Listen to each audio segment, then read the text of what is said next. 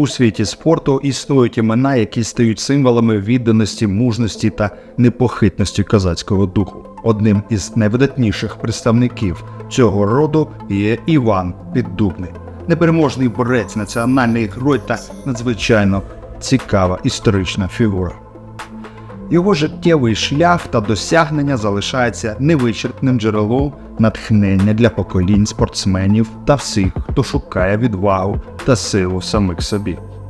8 жовтня 1871 року на Черкащині, неподалік козацького міста Канева, у селі Красинівці, тепер це Чорнобаївський район, а раніше була Полтавська губернія, в сім'ї селянина Максима Піддубного, козацький рід якого славився великою силою, народився син Іван Піддубний, український спортсмен, борець козацького роду, шестиразовий чемпіон світу з боротьби. Іван Піддубний також дістав від предків великий зріст і витривалість, а по лінії матері, яка гарно співала, тонкий музичний слух. І в дитинстві він по неділях і святах співав в церковному хорі. Вже змалечку відзначилася його виняткова фізична сила та спритність. Він виріс на фермі, де кожен день праця була невід'ємною частиною життя, а це зміцнювало його м'язи та дух. Проживши там більшу частину життя, Іван потім найнявся вантажником в Севастопольський порт. В 1895 році він переїхав у Феодосію, де самотужки почав займатися гімнастичними вправами та гирьовим спортом. Через пару років Іван вперше бере участь у чемпіонаті з боротьби на поясах. З 1898 року він виступає в Севастопольському цирку «Трудці», вже як борець-професіонал. Вперше здобуває перемогу в цирковому чемпіонаті. Після цього виступає в київському цирку Якима Нікітіна. Іван Піддубний вперше знайомиться з французькою боротьбою у київському клубі атлетів. Протягом 5 років Піддубний бере участь у гастролях цирку Нікітіна. В багатьох містах України були тури, а також по Кавказу, Поволжю, Сибіру. Він виступає не тільки у чемпіонатах з боротьби, а ще й силовими цирковими програмами. У 1903 року наш козак вступив до Петербурзького атлетичного товариства, від якого був посланий вже на чемпіонат світу у Париж.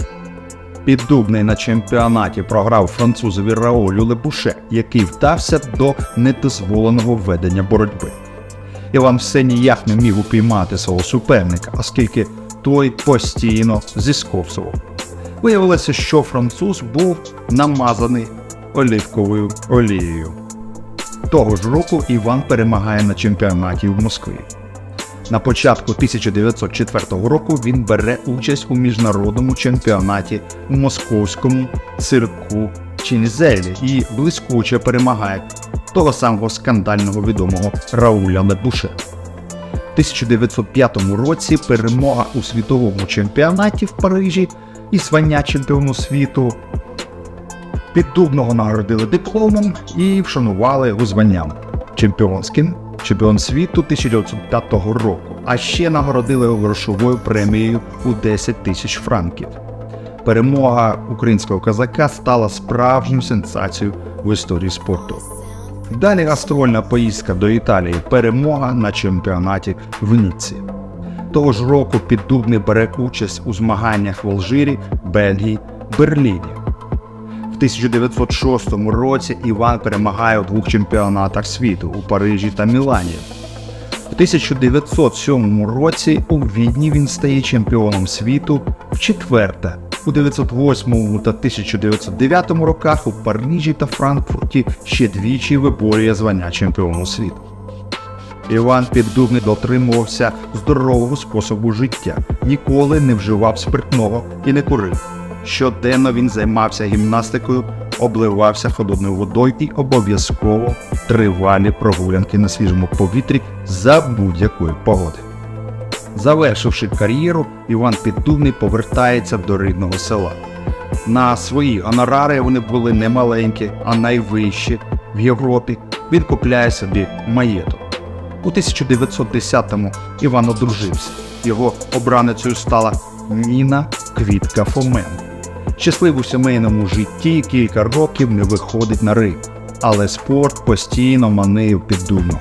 Тож, коли атлета запросили до Петроградського цирку, він залюбки погодився.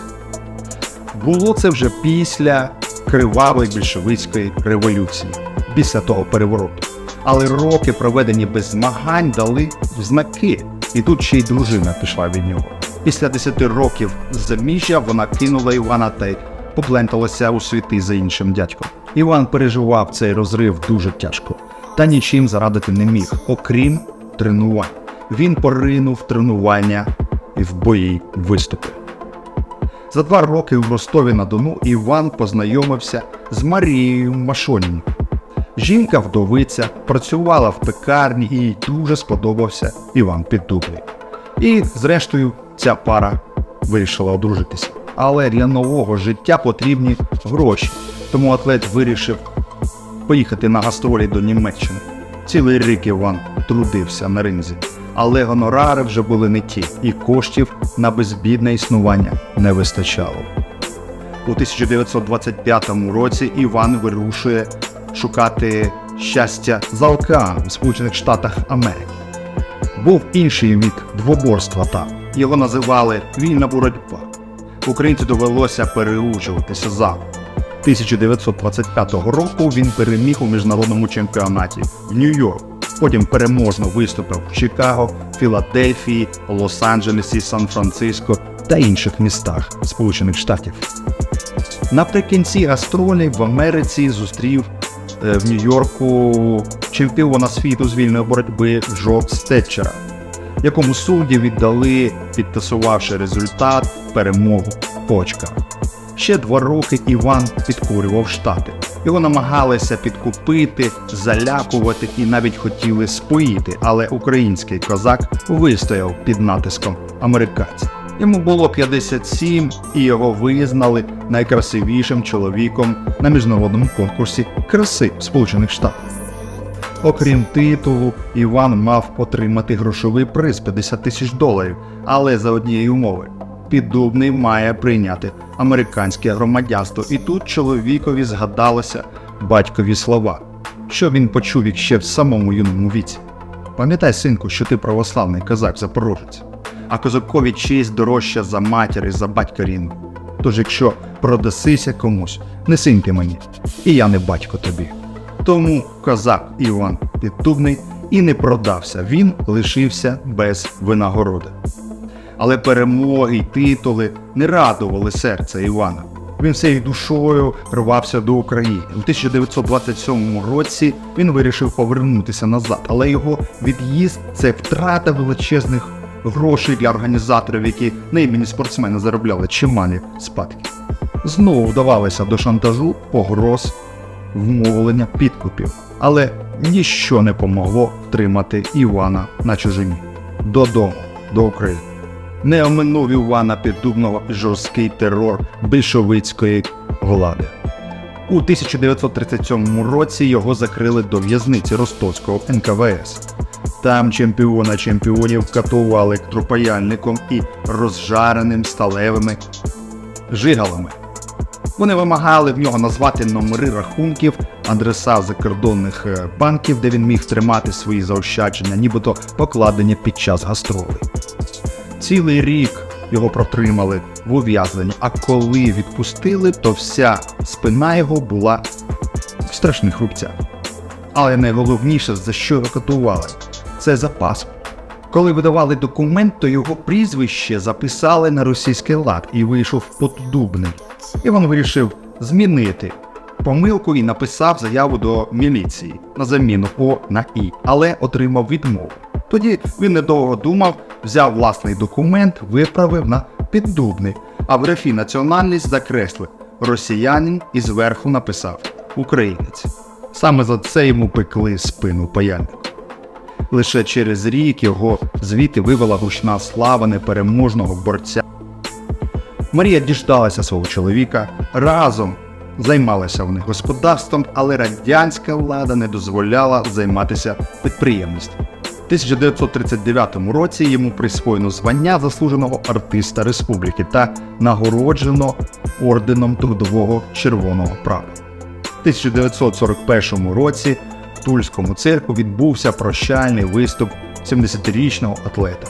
В 1945 році йому було присвоєно звання «Заслужений майстер спорту». Наприкінці життя Піддубний переїхав у місто Ейськ на Кубані, де колись знайшли притулок його предки запорозькі козаки. Після окупації Ейська гітлерівці запропонували йому виїхати до Німеччини і тренувати там борців. Іван відмовився. Окупанти так поважали Піддубного, що навіть дозволили йому носити орден Трудового Червоного Прапора. На місцевому м'ясокомбінаті видавали йому по 5 кілограмів м'яса в місяць. Працював Піддубний в більярдні. Старожили Єйська згадували, як звідти він викидав п'яних німців. Після війни Піддубного знову заарештували за співпрацю з німцями. Проте швидко відпустили його знову через відсутність доказів.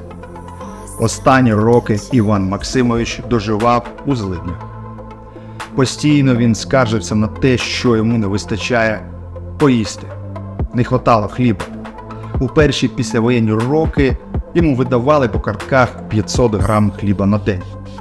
8 серпня 1949 року у Єйську від голоду помер Піддубний Іван Максимович. Український козак, спортсмен, борець.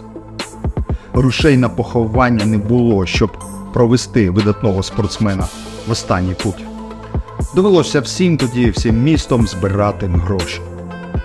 Життя Івана Піддубного стало символом відваги перед труднощами та невдачами.